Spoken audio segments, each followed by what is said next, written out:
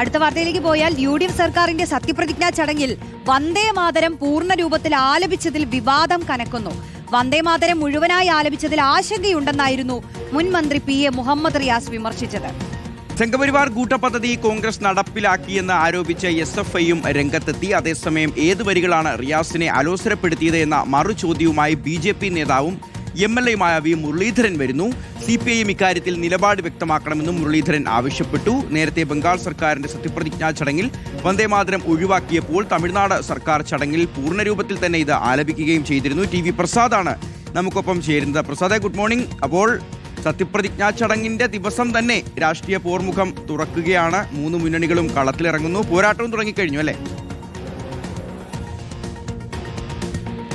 Good morning Shihas Roshni. പറഞ്ഞതുപോലെ സത്യപ്രതിജ്ഞ കഴിഞ്ഞു. അതിൻ്റെ ഭാഗമായി അതിൻ്റെ വന്ദേ മാതരം വിവാദമാകുന്നു എന്നുള്ളതാണ് പ്രധാനപ്പെട്ട കാര്യം.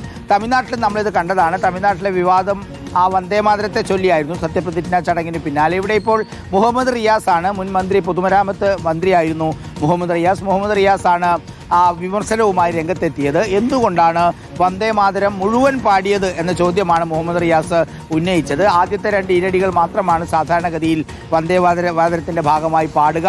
ഇത് മറ്റു തരത്തിലുള്ള ഒരു ആലോചനയുടെ ഭാഗമാണ് എന്നുള്ളതാണ് മുഹമ്മദ് റിയാസ് തൻ്റെ ഫേസ്ബുക്ക് പോസ്റ്റിലൂടെ വ്യക്തമാക്കിയിരിക്കുന്നത്. അതേസമയം SFIയും ഇതിനെതിരെ ശക്തമായി രംഗത്തെത്തിയിട്ടുണ്ട്. ഇത് സംഘപരിവാർ അജണ്ടയാണ് എന്നാണ് പ്രധാനമായും SFI ഉന്നയിക്കുന്ന മുദ്രാവാക്യം. ഇത് BJPയുടെ അജണ്ട കോൺഗ്രസ് സർക്കാർ നടപ്പിലാക്കുന്നു എന്ന നിലയിലായിരുന്നു SFIയുടെ വിമർശനം. അതേസമയം അതിൽ മറുപടിയായി BJPയുടെ മുൻ സംസ്ഥാന അധ്യക്ഷനും MLAയുമായ V മുരളീധരൻ രംഗത്തെത്തിയിട്ടുണ്ടായിരുന്നു. V മുരളീധരൻ പറഞ്ഞത് ഏത് വരികളാണ് അതിൽ പ്രശ്നം എന്നുള്ള കാര്യം വ്യക്തമാക്കണം. അതോടൊപ്പം തന്നെ CPIയും ഇതിൽ നിലപാട് വ്യക്തമാക്കണം എന്നുള്ളതാണ്. നമുക്കറിയാവുന്നതുപോലെ നേരത്തെ സംസ്ഥാനത്തുണ്ടായിരുന്ന വലിയ വിവാദങ്ങൾ അത് മിക്കതും ഇത്തരത്തിലുള്ള RSS വൽക്കരണവുമായി ബന്ധപ്പെട്ടാണ് എന്ന് നമുക്കെല്ലാവർക്കും അറിയാം.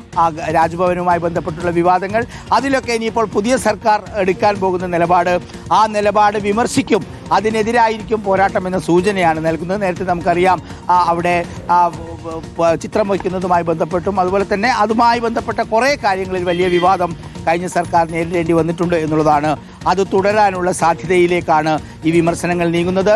PA മുഹമ്മദ് റിയാസിൻ്റെയും SFIയുടെയും എതിർപ്പ് അതായി നമുക്ക് കണക്കാക്കുകയും ചെയ്യാം. പക്ഷേ അതോടൊപ്പം അതിനെ പ്രതിരോധിക്കാൻ 3 MLAമാർ ആദ്യമായി നിയമസഭയിൽ വന്ന സാഹചര്യത്തിൽ BJPക്ക് ഉണ്ട് എന്നതാണ്.